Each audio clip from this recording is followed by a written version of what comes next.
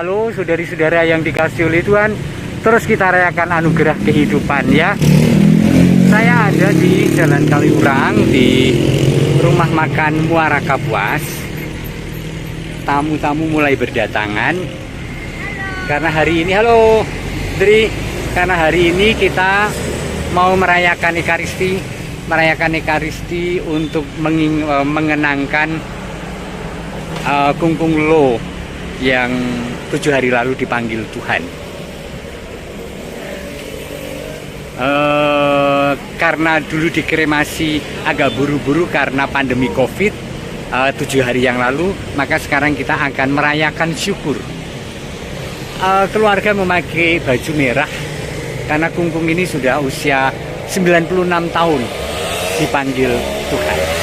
Maka kita merayakannya dengan penuh syukur dan sukacita. Dengan Ekaristi dan juga ramah tamah. Bawa anggrek, oh indah sekali, terima kasih. Mari kita ikuti perayaan Ekaristi dan kemudian nanti ramah tamah jam 7 malam sampai jam 9. Misalnya sendiri jam 5.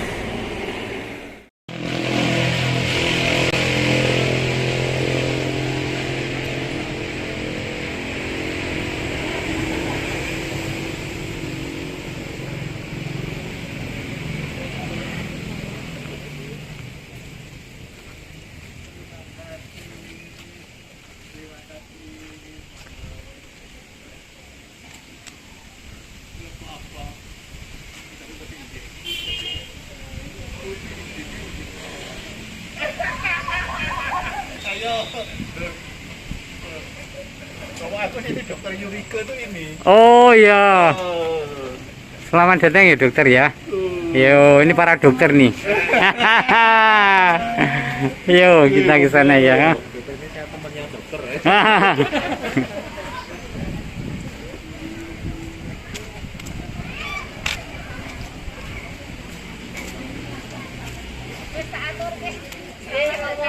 Saya langsung bikinkan. Apanya?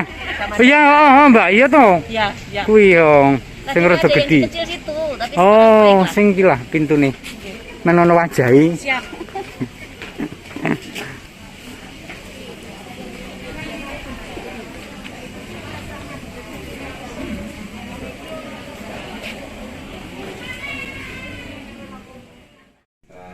Tidak ditutupi dengan pertanyaan. Beliau lahir di Moyang, Provinsi Guangdong, China pada tanggal 10 Maret 1931. Ketika berusia 17 tahun, beliau datang ke Indonesia, persisnya di Jakarta, Batavia, karena menyusul atau mencari papanya yang bekerja di Indonesia. Ketemunya di mana, ada yang tahu? Ketemunya di Bandung. Selanjutnya beliau menetap di Bandung, menikah dan memiliki 4 orang anak. Saya ingin mengundang keluarga. Juan, 2 cicinya yuk. Aku belum kenal namanya dan pasti susah menyebutnya. Aku hanya menyebut cici. Yuk, kesini di sini. Oktri, ya. Sebenarnya ada 1 cucunya yang ada di sini, Ines, anaknya Dokter Yuan ini, tetapi COVID. Jadi tidak boleh datang. Ya, di rumah saja sini. Mari kita saksikan apa kesan mereka tentang Kungkung. Ya, mulai dari mana? Siapa? Dari yang terbesar. Dari yang terbesar Yogi yang ada di yang selalu merawat. Selalu mendampingi. Apa yang Cici lihat dan rasakan dan teladan apa dari Kungkung? Papa pribadi yang seperti apa? Yang berarti baik ya.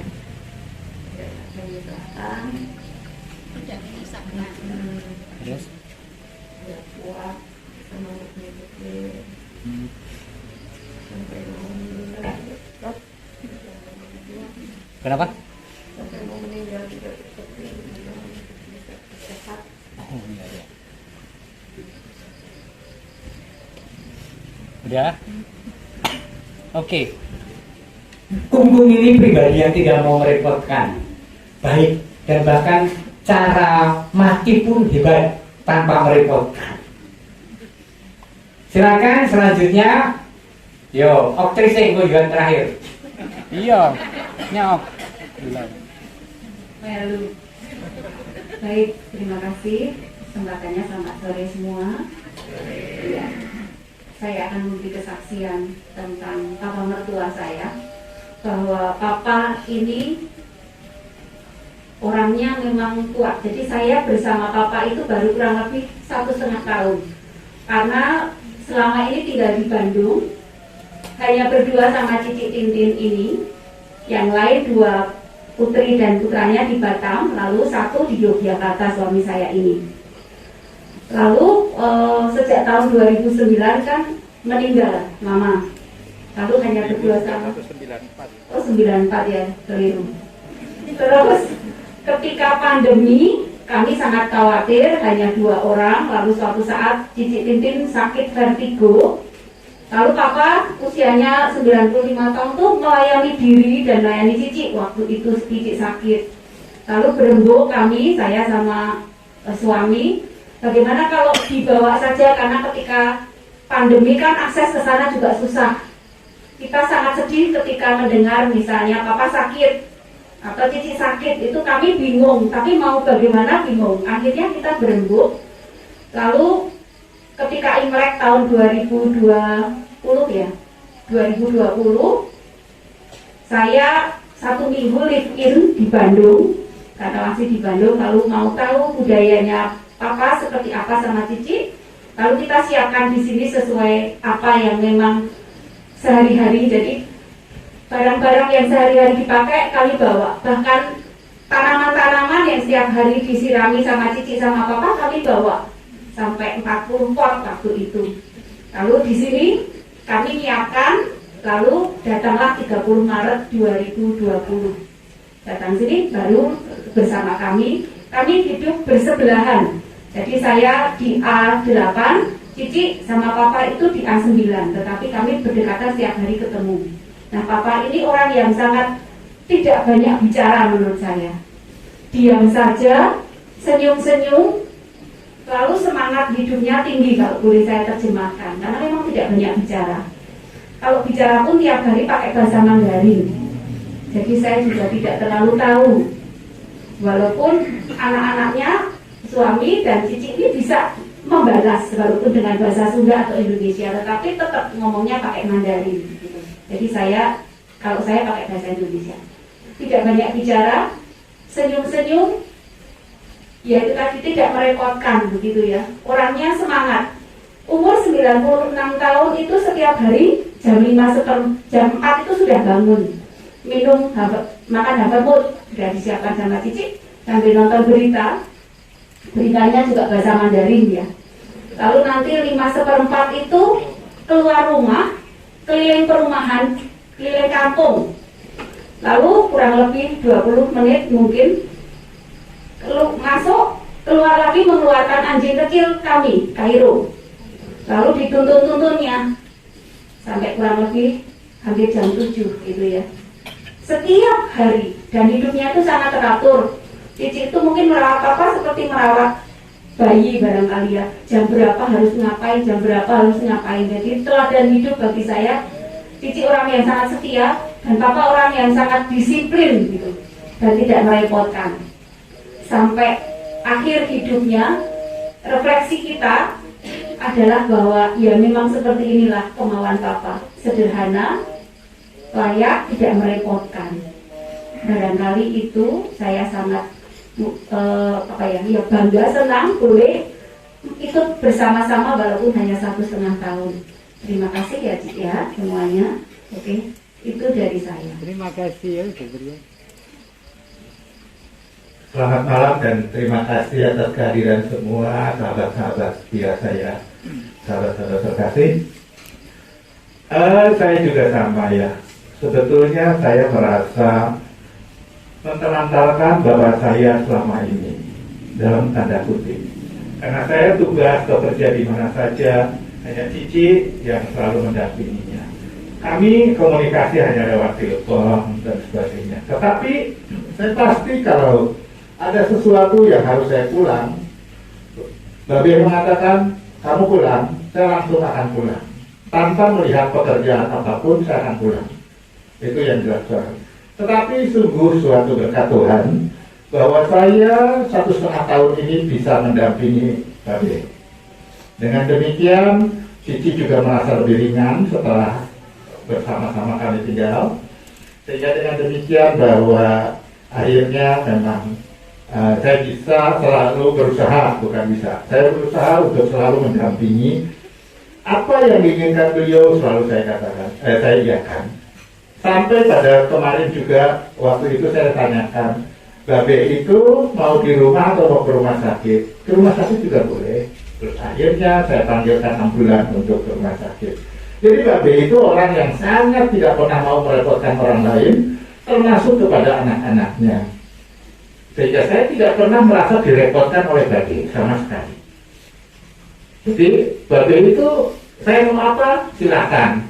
Sehingga akhirnya kita bisa lihat bahwa saya itu sudah dari tahun udah dari sejak kuliah tingkat 4 itu saya sudah menjadi Katolik sendiri di rumah itu. Dan Babe kalau misalnya kemanapun dia mengatakan, pada waktu ibu saya meninggal pun, Babe hanya mengatakan, kalau menurut agamamu hal itu tidak boleh dilakukan, aku tidak apa-apa kamu tidak mengikuti upacaranya. Tapi saya pada waktu itu memutuskan untuk mengikuti upacara itu. Kemudian juga kalau saya melayat dengan Babe akan mengatakan, kamu tidak usah pakai dupa, kamu berdoa seperti kamu aja. Saya bilang, saya pegang dupa tapi saya berdoa secara Katolik, Be. Ya udah nggak apa-apa, karena saya selalu mengatakan bahwa saya menghormati kamu, Be. Saya katakan bersama Babe, sehingga saya harus menghormati kamu. Jadi saya kira itu kesan-kesannya itu bahwa selalu apa yang ini. Sampai di akhirnya, waktu kemarin di ICU itu juga sama. Pada akhir dia mau menghadap Tuhan itu, saya katakan, Be, kalau kamu, jadi saya itu dengan dia itu seperti dengan teman, selalu berkatanya ya begitu. Be, kalau kamu mau lewat, silakan. Tidak usah berat hati, tidak usah ada beban apa-apa. Semua akan saya urus dengan baik. Itu hanya kata-kata saya, dan akhirnya tidak berapa lama Babe meninggalkan kita. Saya kira itu, selamat Babe. Babe sudah memenangkan perjuangan di dunia ini. Terima kasih. Keren, terima kasih. Keren kan?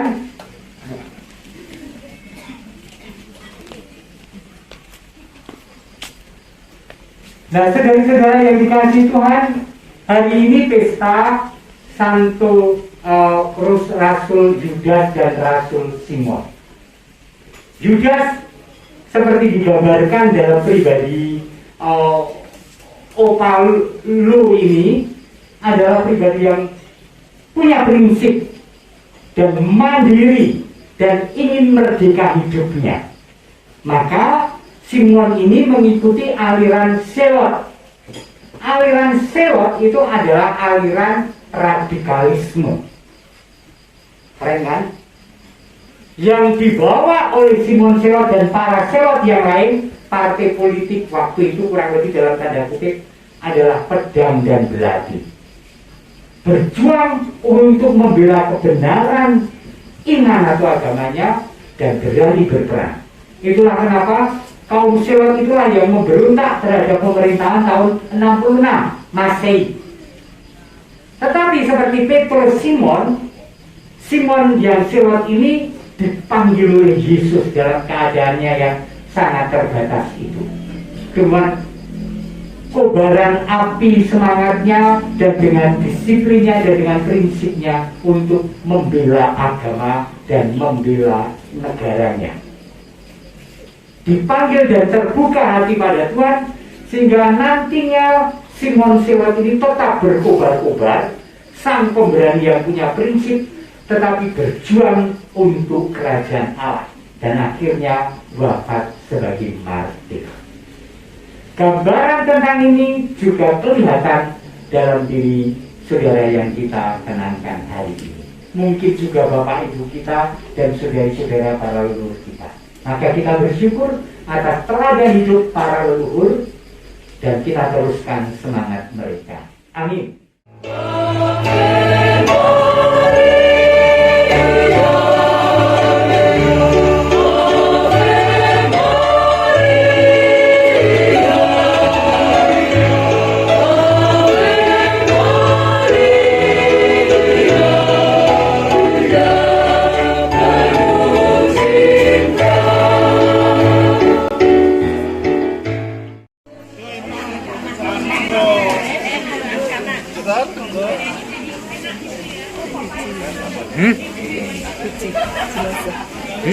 Nah itu abunya.